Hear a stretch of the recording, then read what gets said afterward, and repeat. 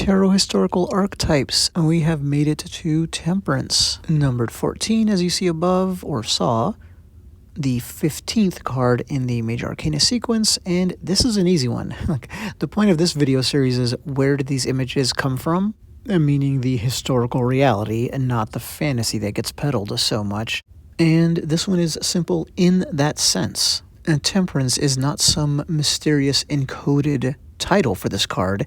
It's what the card is definitely about, right? The quality of temperance. At the time of Tarot's creation, it was one of the 4 cardinal virtues in Christianity. And this would have been really obvious to the original players of the game. Because remember, Tarot started as a game and it was played by the rich, so they were well educated. But no, it wasn't Christian theologians or Jewish rabbis from before that came up with this. No, this was lifted by Christianity from Greek culture. It was taught way back in ancient Greece as basically the same thing, a virtue. You know, this is a good thing to be if you are a person, to be temperate. And so the appetites of the temperate man should be in harmony with his reason. For the aim of both is that which is noble. The temperate man desires what he ought, and as he ought, and when he ought. And this again is what reason prescribes.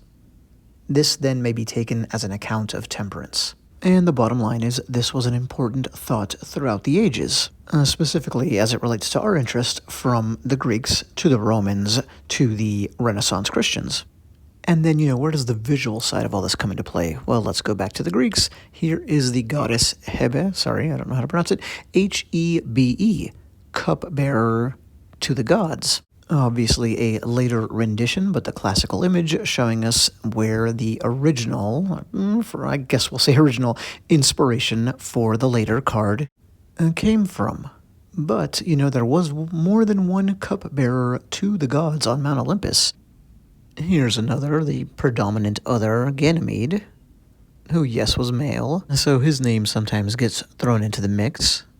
And then there's other pre-Christian gods or post-Christian angels or archangels that get bandied about, but as far as the original visual inspiration, I think it's pretty clear what the original and most important inspiration was, and that's why, for instance, in this deck here, of course, the Rider-Waite-Smith Tarot, we see the concept from so long ago, a female cupbearer who moderates how much others drink. Because, the more they end up pouring you, the drunker you could get, and vice versa. But the form of the moderation is a little bit different than what we might expect. Remember in that statue of Hebe, she's pouring the liquid. She's got like a pitcher and then a glass. So yeah, she's pouring you your drink. But here we see something different, right? We've got 2 cups and like something's getting mixed in between the 2, right? Almost like a bartender mixing up a fancy drink. And we see the same thing in the Marseille Tarot, so from the most continuously used throughout history, this one here, well, this is a fairly modern rendition of that, don't get me wrong, the Jodorowsky deck, to the Rider-Waite-Smith Tarot, the most popular in modernity. And either way, what is this about then? The liquid going from one vessel to another? My suspicion, based on my research, is this has to do with the fact that in the ancient world, wine didn't just come out of the bottle the way it does today. You mixed it with water in order to moderate the effect. So kind of like you could order a scotch and water today. And therefore, I think we're looking at an image of tempering the alcohol, right? Tempering, temperance, get it? Moderating, moderation. And these are all the core values attached to this card.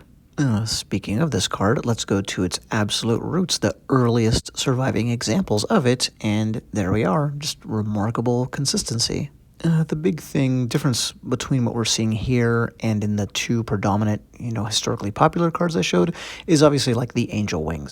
And just to really drive home the point, hey, this is a Christian virtue. And then funny enough, when Pamela Coleman Smith drew, per directions, the Rider-Waite-Smith Tarot, they kept that.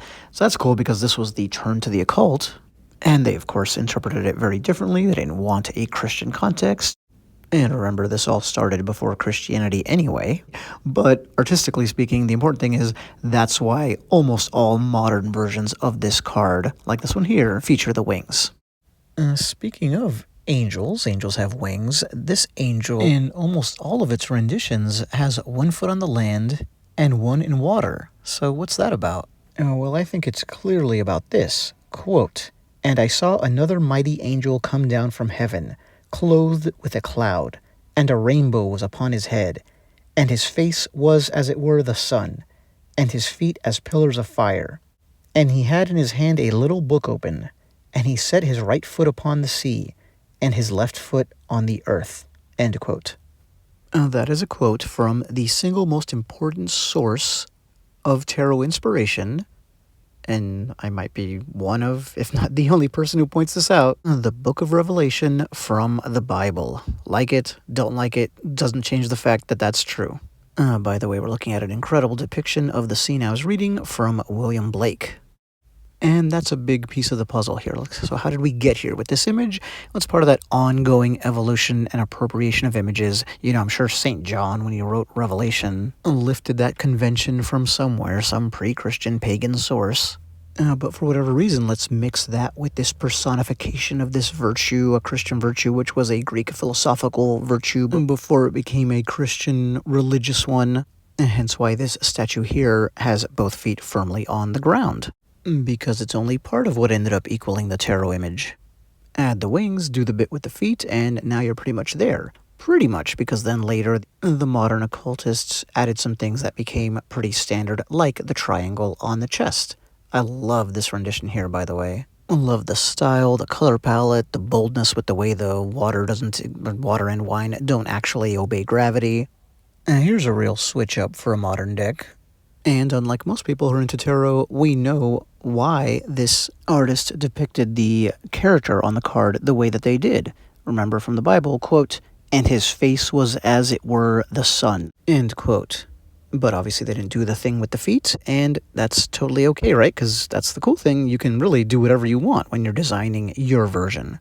But in this video series here, we're focusing on how it all started and the original inspirations that created the tarot, kind of the classic tarot image for each card. Thanks.